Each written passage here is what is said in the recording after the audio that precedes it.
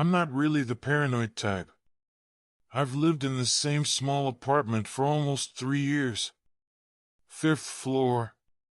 One window facing another dull apartment building. Same color, same lights, same everything. I used to call it the wall because it was just that, a big, boring wall of balconies and identical glass doors. Until one night, around 2 a.m., I noticed her.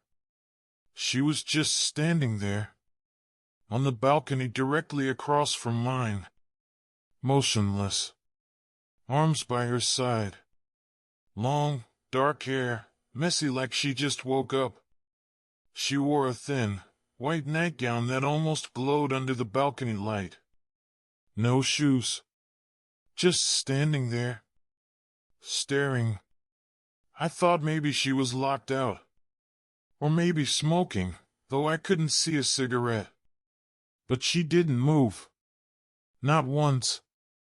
It creeped me out a little, but not enough to lose sleep over. Just a weird neighbor, right? Wrong.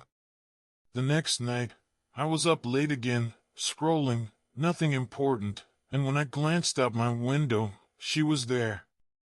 Again. Same time. Same place. Same pose. I watched for a minute. She didn't flinch. Didn't look around. Just stood there, eyes fixed in my direction. And this time, I swear, she was looking straight at me. The human brain does weird things when it gets scared. It fills in blanks. Makes faces out of shadows. I told myself that's all this was. A trick of the light. Maybe she wasn't even looking at me.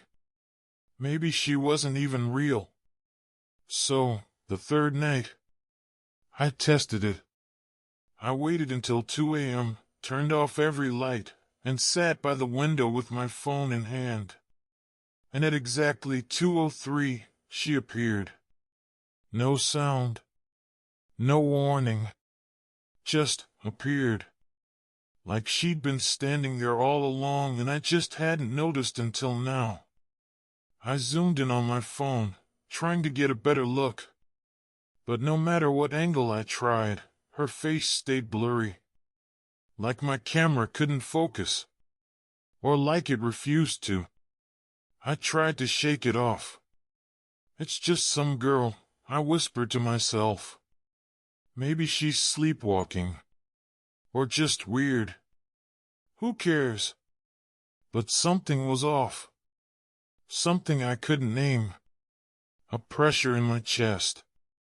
A weight in the air. The fourth night, I didn't want to look. But I did. And she was holding a piece of paper. Not in her hands, pressed against the glass door behind her. Like she wanted me to read it. I grabbed my binoculars. My hands were shaking. The letters were small. Smudged. But I made out 3 words. I see you. My stomach turned. Her head moved. Not fast. Not like in a movie. Slowly. Almost mechanically. She turned toward me and raised her arm, index finger extended. Pointing. Straight. At me. I dropped the binoculars. Backed away from the window like a kid who just saw the boogeyman. I didn't sleep that night. Didn't sleep the night after either. By the 6th night, I had a routine, lights off, blinds half open, camera recording, me sitting in the dark trying not to breathe too loud. But on that 6th night, she didn't show up. Nothing. No girl.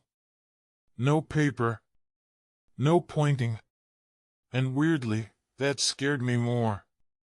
Because if she wasn't there, where was she? She didn't show up that night.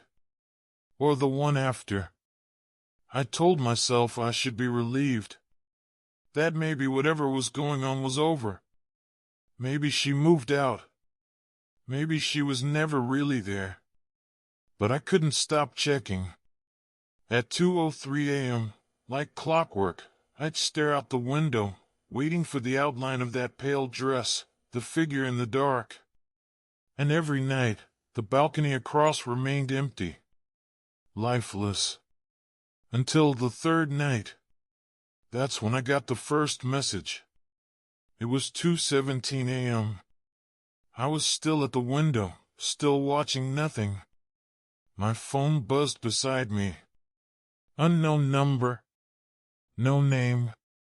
No profile pic. Just one message. You shouldn't be watching. My blood went cold. I stared at the screen, rereading it over and over. Then came the second message. It's your turn. I backed away from the window, locked it, closed the blinds, sat on the floor, gripping my phone like a weapon. In the morning, I tried to trace the number. Spoiler, I couldn't. It was unregistered, no data, no location. Just blank. I considered calling the police. But what would I say?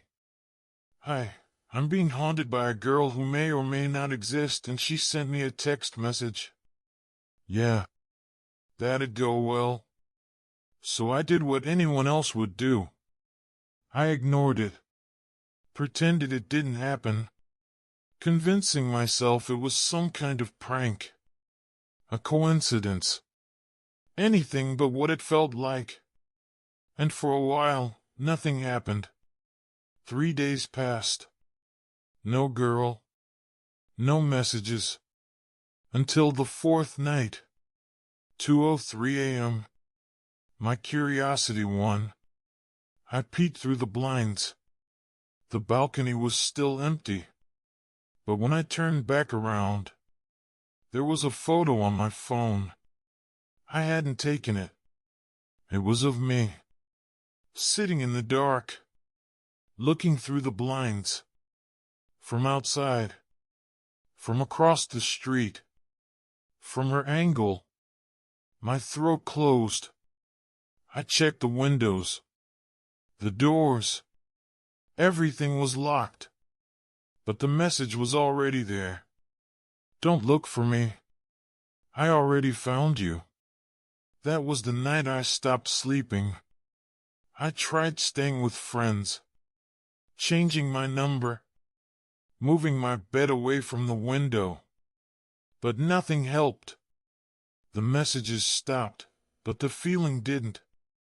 That pressure in the room, like someone else was breathing with me. I started hearing things. Scraping. Footsteps.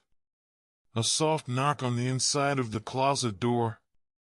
And sometimes, when I passed by a mirror, I could swear there was someone else behind me. Not close. Just watching. By the end of the week, I was spiraling. No appetite. No sleep. Shadows moving when I wasn't looking. I decided I needed answers. So I did something stupid. I went across the street. I walked right up to the building, found the buzzer for apartment 5C, her apartment, and pressed it. No answer. I pressed again. Then the door clicked. Opened. Not all the way. Just enough to let me in. The lobby was dark. Empty. No security. No front desk.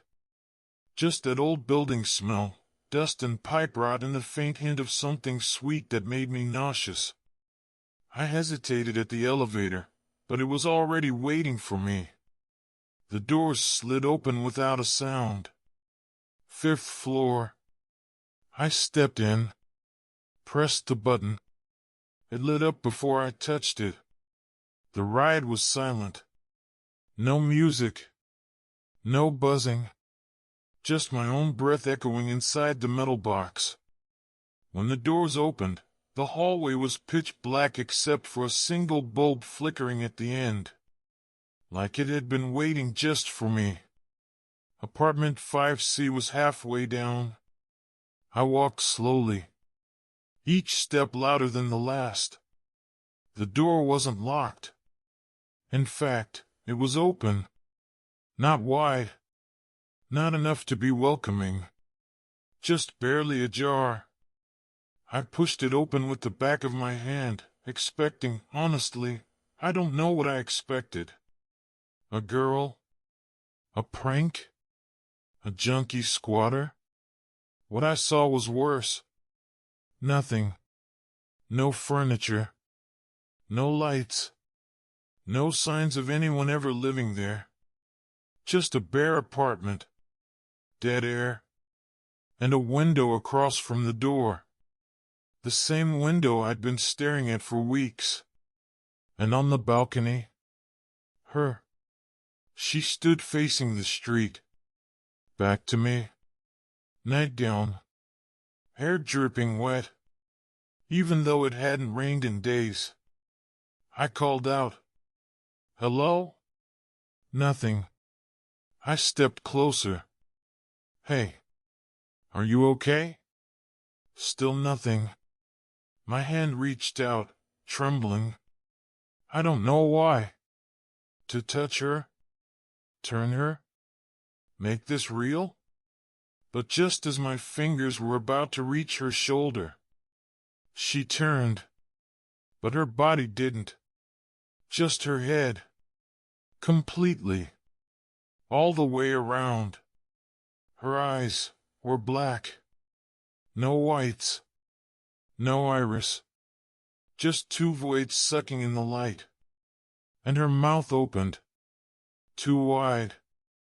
Unnatural. No sound. Just silence. I stumbled back. The door slammed shut behind me. I turned. Grabbed the handle. Locked. I pounded, screamed, kicked, but nothing. Then I heard her footsteps. Behind me. Wet. Slow. Coming closer.